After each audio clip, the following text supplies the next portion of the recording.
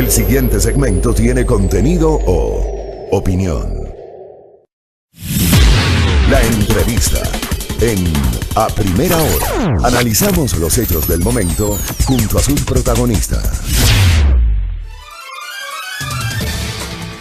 Muy bien, 7:14 en la mañana, gracias. Esto es A Primera Hora a través de la señal de Majestad Radio, muy reconocido por la gentileza de ustedes de seguir con nuestra señal, la señal abierta de nuestra estación en Pichincha, Esmeraldas y Manabí.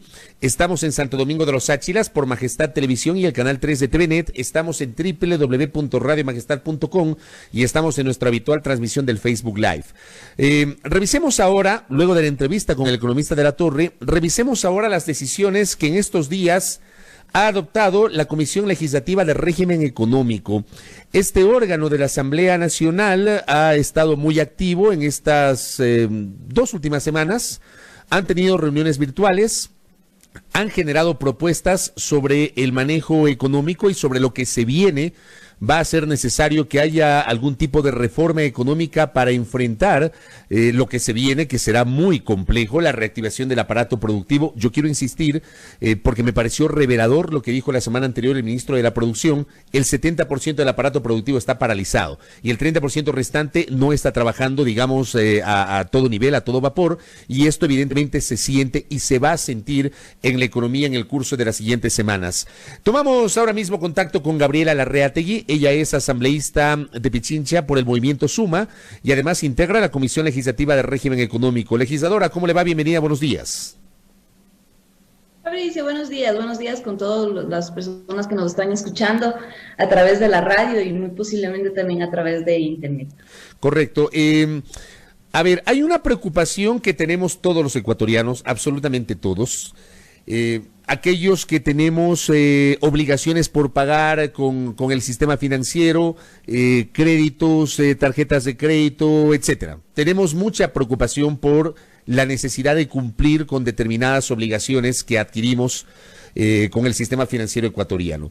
Mucha gente dice que los bancos no están poniendo el hombro, que los bancos se siguen manejando tal cual, que ha habido decisiones individuales de ciertas entidades financieras.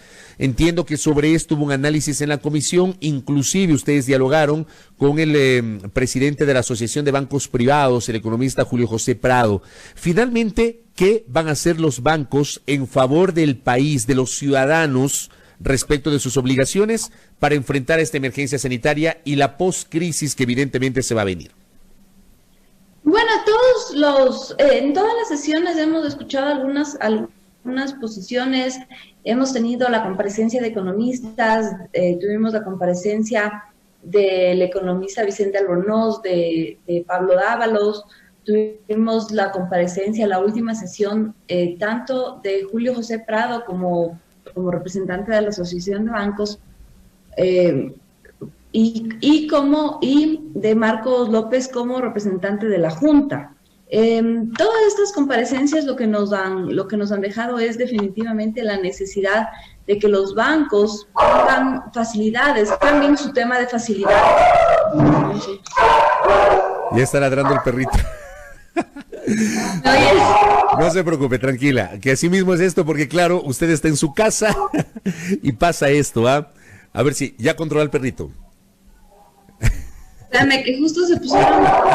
Voy a tener que cortar un segundo. Cortemos un minuto hasta que usted pueda llevar al perrito a otro lado. Estamos conversando con Gabriela Larreategui, asambleísta integrante de la Comisión Legislativa de Régimen Económico, sobre justamente los temas asociados al manejo de la economía, las preocupaciones que existen en torno a las decisiones de política pública que debe adoptar el gobierno ecuatoriano, algunas medidas que ya se han anunciado, otras que se podrían reformular en el curso de las siguientes semanas, una vez que pasemos esta crisis sanitaria, cuando el país, Dios mediante, vaya a reactivar evidentemente sus actividades, habrá que tomar decisiones. La tengo nuevamente a Gabriela Larreategui. Ahora sí controló a la mascota.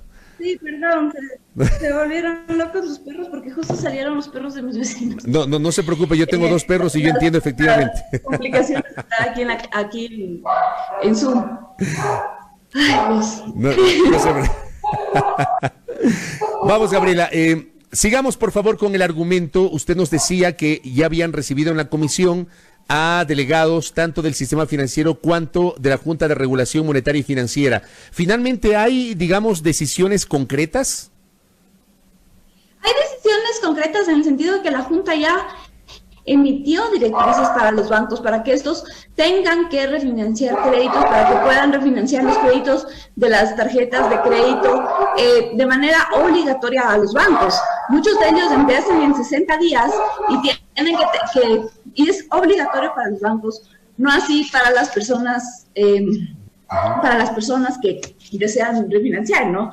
Ayer justamente la superintendente de bancos nos decía, los créditos, los contratos crediticios son contratos, entonces tiene que tener la voluntad de las dos partes, pero en este caso para los bancos sí es obligatorio poder tener que refinanciar al menos partiendo desde 60 días de estos créditos. A ver, eso quiero entender, porque algunos bancos han dicho, nosotros vamos a refinanciar o vamos a generar determinadas decisiones en favor de nuestros clientes, pero si hay un pedido expreso de los clientes. Lo que se esperaría es que los bancos lo hagan directamente sin que los clientes lo soliciten, ¿o cómo debería ser el manejo?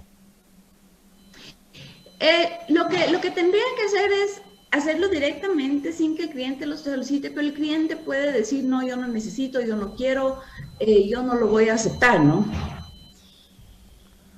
O sea, que el cliente, digamos, no necesariamente autorice, sino que lo haga el banco. No, tienen que estar de acuerdo entre cliente y banco. Eso es básico. Pero tiene que nacer del banco. ¿Perdón? Tiene que nacer del banco. Tiene que nacer del banco, sí.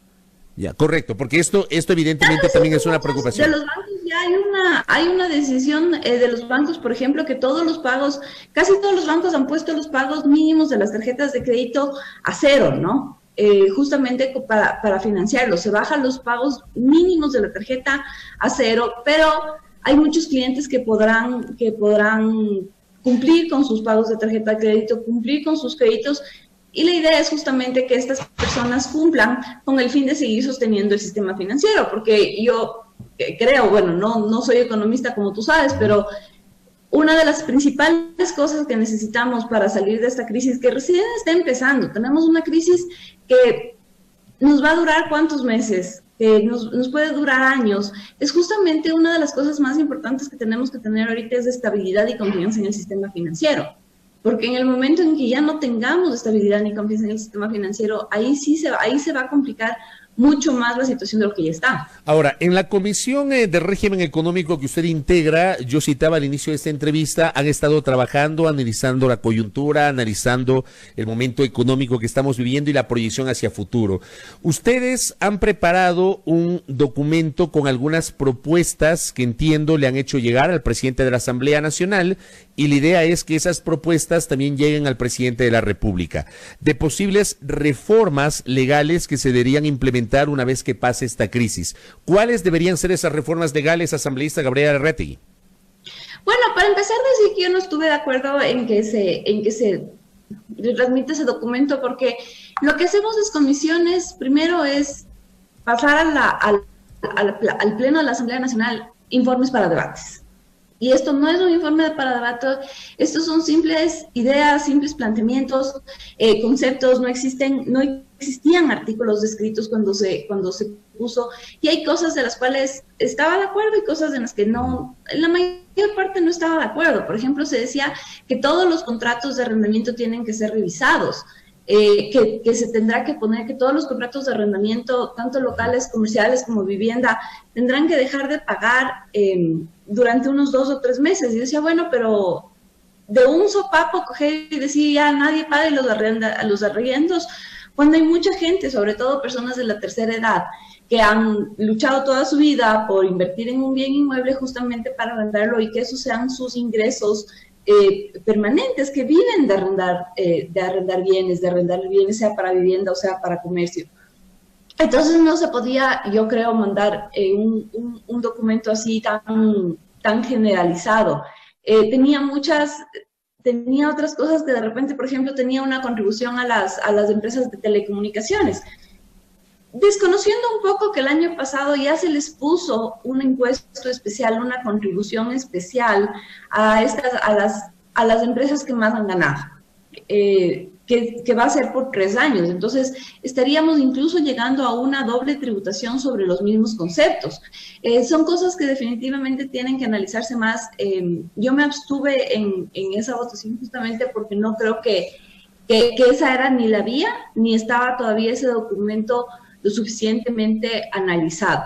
Ahora, hay cosas que definitivamente tenemos que irlas revisando. ¿Qué va a pasar en impuestos? Se necesita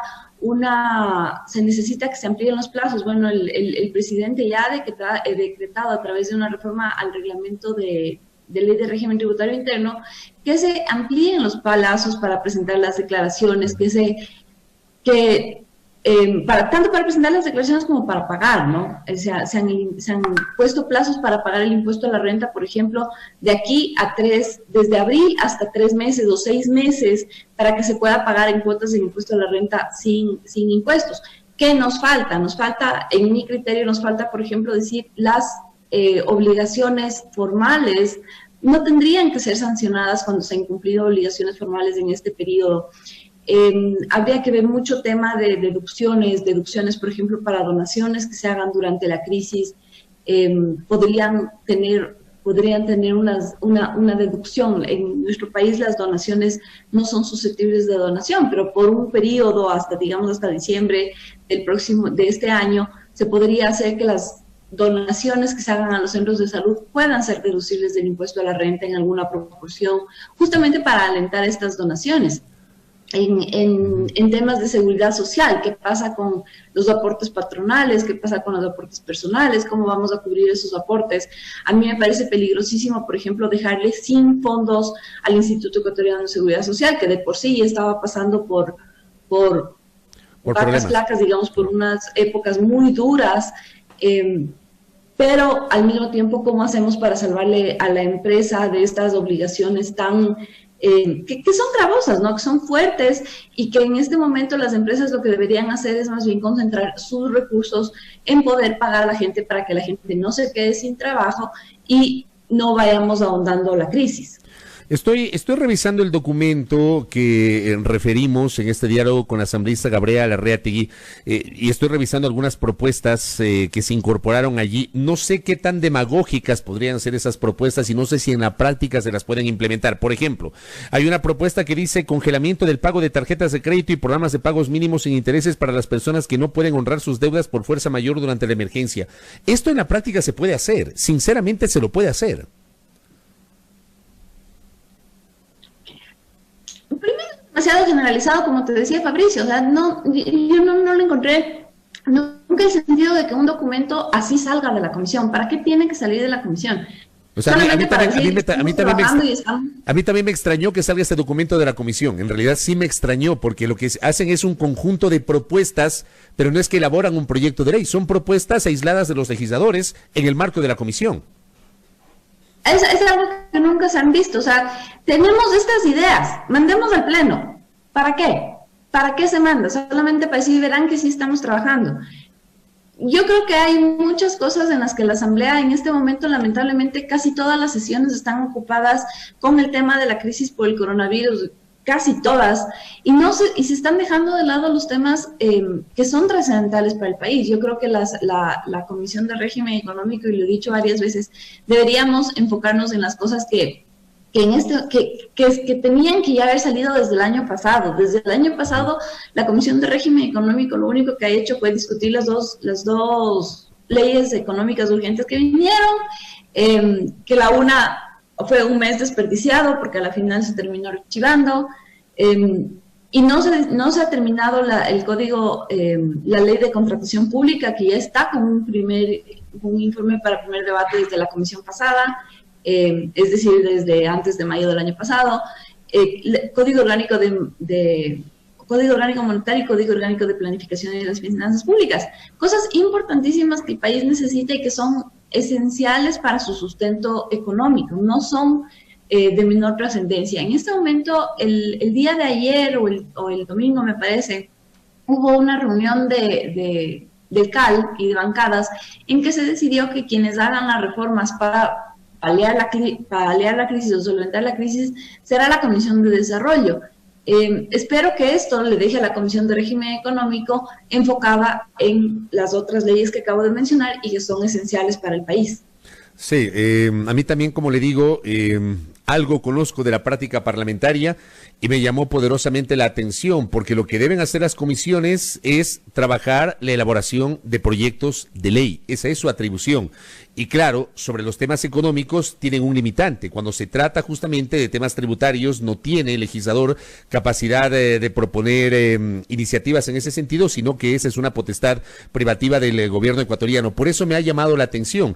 Ahora, retomando el tema de los bancos, recibo una pregunta recurrente de los oyentes.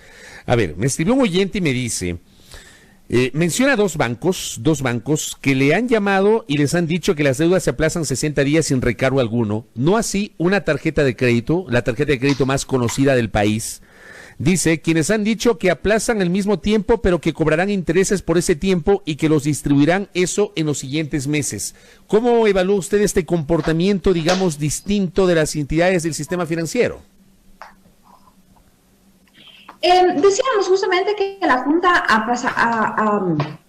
ha dado ya las disposiciones que tienen que darse en este momento de Junta, casi todas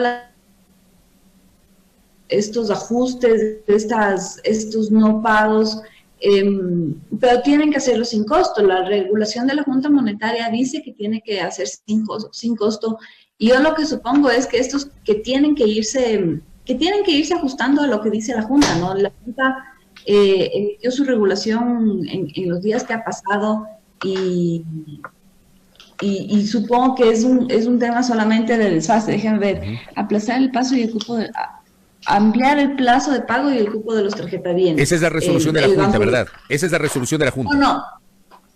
No, esa es la medida del Banco de Pichincha que ustedes tienen, correcto. La tarjeta de crédito. Correcto.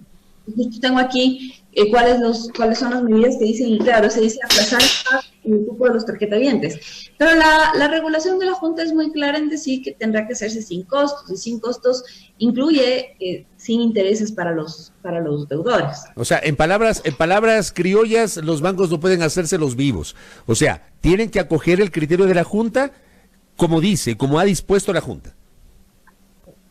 Desde mi punto de vista y de lo que ha dicho la superintendente de bancos, porque esa es la fuente que tengo, y las afirmaciones de la superintendente de bancos, sí, los bancos tienen que acoger lo que ha establecido la Junta. Correcto. Esto para conocimiento de nuestro público. Sugiero a la audiencia que revisen la resolución de la Junta de Regulación Monetaria y Financiera para que tengan claridad, inclusive si en el banco les empiezan, digamos, con algún tipo de cuestión distinta, ustedes saquen la resolución y puedan hacer entender a los señores de los bancos que deben justamente regirse a la resolución de la Junta de Regulación Monetaria y Financiera. Cierro la entrevista con Gabriela Larreategui porque ayer voy a hacer una inferencia, tuve una interacción con ella a propósito de esta invitación, este diálogo y también el fallecimiento de Elsa de Mena.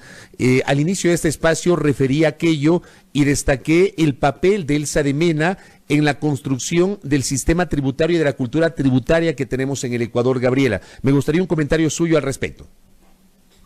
Sí, lamentable la pérdida que hemos tenido. Yo creo que Elsa de Mena nos deja muchísimas enseñanzas, nos deja un ejemplo de honestidad increíble. Yo tuve la suerte de trabajar para la economista de Mena desde febrero del 99. Ella inició todo lo que fue la creación del Servicio de Rentas Internas, porque recordemos que se le mató, digamos, a la Dirección General de Rentas, se hizo la ley de creación de rentas internas, del Servicio de Rentas Internas, como una entidad absolutamente nueva, ¿no? Entonces, tuvo esta valentía de crear una cosa de lo nuevo. Yo, cuando entré, realmente no había nada, no teníamos computadoras, no teníamos muebles, no teníamos...